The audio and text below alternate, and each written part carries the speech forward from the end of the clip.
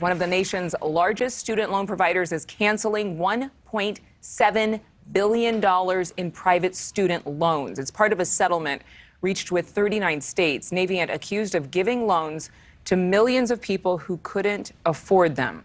The settlement affects nearly 66,000 borrowers. And another business headline this morning, more and more young people are choosing work over college. According to new research from the National Student Clearinghouse DegreeSight, CEO David Cook is here now to take a look at all of this. David, I would imagine that a lot of students, they move on from high school and they say, I can't afford to go to college and I can't afford to get into debt, so I should just start working. Is this the trend that's going on here? Hey, Adrienne, I think there's some of that. There's also other general demographic shifts that we've been seeing over the past few years that are projected to also increase in the future. But let's start with one first, saying we know that in about 3 or 4 years, the overall total student-going population or college-going student population is going to decrease by about 15%. And so the fact that we're already seeing that decline before that demographic shift happens is where I think people are getting a little more concerned, that it's not necessarily just population, it's also now perception. Is it perception that college isn't worth as much as it used to be? That you can start a career from your basement or bedroom, you can make money on social media, you can become an entrepreneur, and it's easier than ever. What is the biggest cultural shift, do you think, facing this generation? It's a combination of all of above. As you just mentioned, right now, students are focused on debt. They're focused on ROI. And that ROI calculation used to be traditionally, if you went to college or if you went to community college, you know that your overall lifetime earnings are going to increase statistically significantly.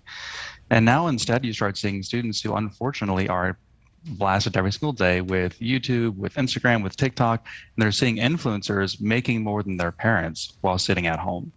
And so there is that perception now of, is it worth it? What is my path to a successful career? And if colleges cannot answer that question about ROI, they're in trouble. Yeah, you're 100% right. What about the university's response? And because enrollment is dipping, are we going to see higher education make some changes in order to try to draw those students back in? Yes, most certainly you are, and that's already started. So one nice thing about COVID is it did allow colleges the swift kick to say, now you need to create an online offering for students who don't want to be on site.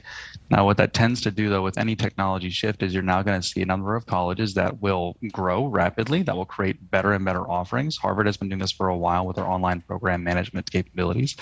But the problem is, as you start seeing those institutions who have the technical capability to deliver on that online model and maybe reduce the cost as well, make it more flexible, some colleges won't keep up.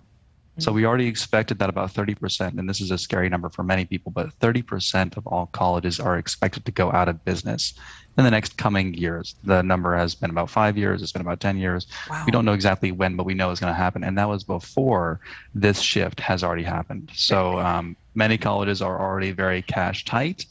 They're 100% dependent on enrollment. And if students aren't attending, colleges can't stay open. David Cook, thank you for giving us some of the deeper dive on this story that not only will affect education and the workforce, but it'll affect culture. Appreciate your time. Thank you. Thank you.